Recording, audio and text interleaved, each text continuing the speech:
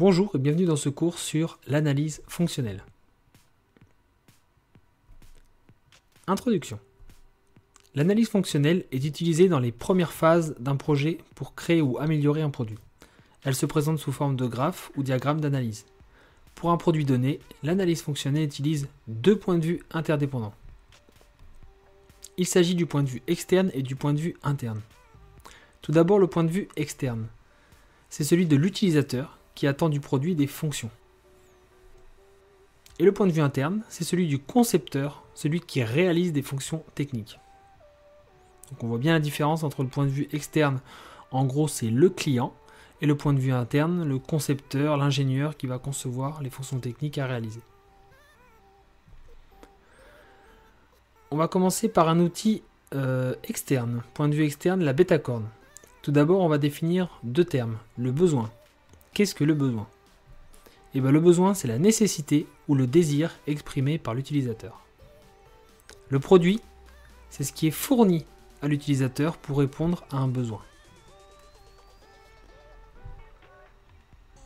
Alors, comment se présente la bêta-corne ? L'outil le mieux adapté pour exprimer le besoin conduisant à la conception et à la réalisation du produit est la bêta-corne. Il s'agit d'une disposition graphique permettant de formaliser le besoin à partir de trois questions. Ces trois questions sont: à qui ou à quoi le produit rend-il service ? Sur quoi agit-il ? Et dans quel but ?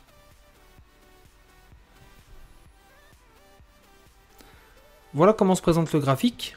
On voit ici donc au plein milieu le nom du produit que l'on va étudier.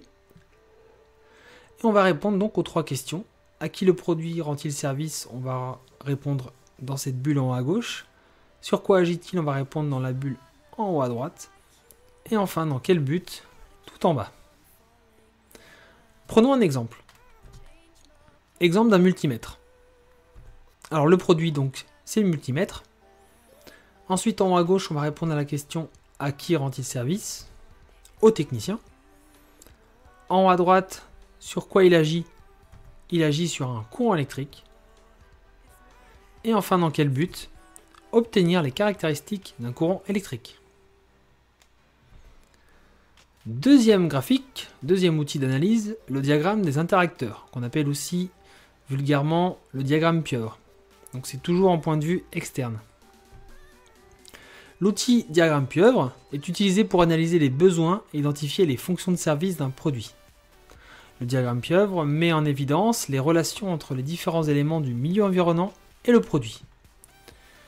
Donc au milieu, on a le nom du produit et vous allez avoir différents éléments du milieu environnant. Donc par exemple ici, il y en a 4. Vous avez ici entre le 1 et le 2, passant par le produit, ce qu'on appelle une fonction principale. Et ensuite, vous avez tout autour des fonctions de contrainte qui sont directement liées au produit. Je vous propose de voir un exemple. Pour cela, prenons le multimètre. On retrouve ici donc le multimètre, nom du produit. Les éléments autour, on a le technicien, on a le courant électrique, les normes de sécurité à respecter, les énergies, ou l'énergie plutôt pour le faire fonctionner, et enfin l'environnement. On repère ici la fonction principale entre le technicien et le courant électrique. On a ici donc cette fonction principale qui est permettre au technicien d'obtenir les caractéristiques d'un courant électrique. On retrouve les mots technicien ici et courant électrique là. Ensuite, on a une fonction de contrainte 1 qui est ici entre le technicien et le multimètre. Donc le multimètre doit s'adapter au technicien. FC2 donc entre le courant électrique et le multimètre. Donc ici le multimètre doit supporter un courant électrique. FC3 c'est avec les normes de sécurité. Le multimètre doit respecter les normes de sécurité. FC4 c'est avec l'environnement. Le multimètre doit résister à son environnement. FC5 doit fonctionner à l'énergie électrique. Et bien sûr, pour chaque fonction principale ou chaque fonction de contrainte, vous avez des critères d'acceptation. Par exemple, pour permettre au technicien d'obtenir les caractéristiques d'un courant électrique, on doit jouer sur la tension, l'intensité et la résistance. Avec ici les niveaux d'exigence. Pour la tension, c'est 600 volts maximum, l'intensité 10 ampères et enfin la résistance 20 milliohms. Mégaohms, pardon.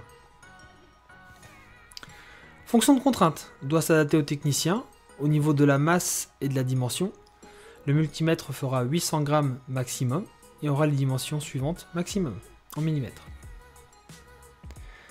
Etc. etc. Vous avez donc à chaque fois un critère d'acceptation et un niveau d'exigence. Voici par exemple doit résister à son environnement. Le multimètre doit résister à une température allant de 0 à 40 degrés.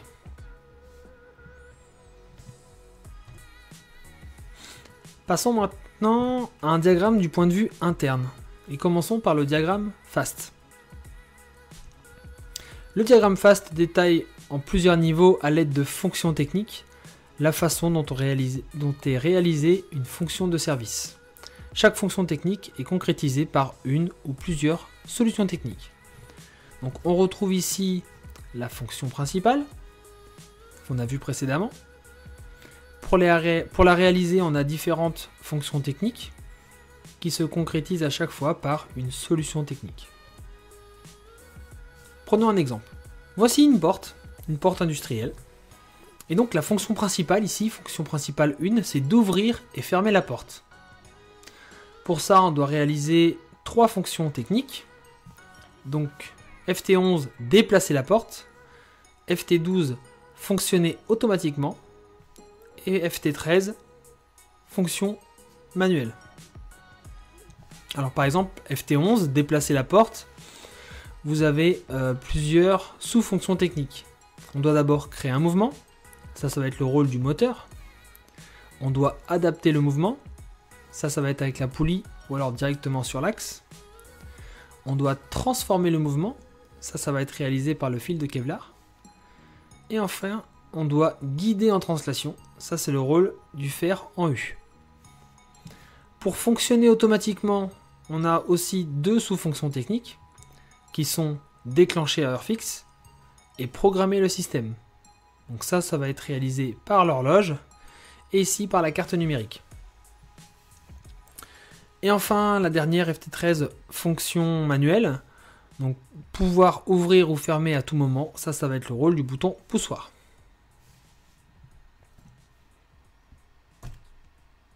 Passons au dernier outil d'analyse, cette fois-ci le diagramme SADT, point de vue interne toujours.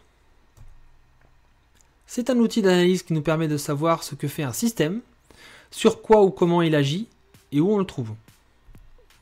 Voilà à quoi ça ressemble. Vous avez tout en bas le nom du système et non pas au milieu, comme on pourrait s'y attendre, il est tout en bas. Au milieu, vous retrouvez la fonction du système. À gauche, on retrouve la matière d'œuvre entrante, ce qu'on a au départ. Et en sortie, la matière d'œuvre sortante, ce qu'on a à la fin quand on s'est servi du système. Et au-dessus, vous avez toutes les données de contrôle, c'est-à-dire tout ce qui permet le fonctionnement. C'est-à-dire les énergies, les ordres, etc. Enfin, un verbe à l'infinitif à l'intérieur de la boîte exprime la fonction remplie par le mécanisme. Et on va terminer par un exemple. Notre porte de tout à l'heure, la porte industrielle. Alors on retrouve le nom ici, tout en bas, la porte automatisée, avec au milieu la fonction, permettre d'accéder à l'atelier, avec un verbe à l'infinitif. Qu'est-ce qu'on a au départ? On a un accès qui est bloqué. On va permettre d'accéder à l'atelier, on aura donc un accès libéré à la fin. Pour ça, on a donc besoin d'énergie électrique pour la faire fonctionner. Et aussi, on l'a vu, le bouton poussoir pour la fonction manuelle. Voilà, ce cours sur l'analyse fonctionnelle est maintenant terminé. Je vous remercie de l'avoir suivi. À bientôt.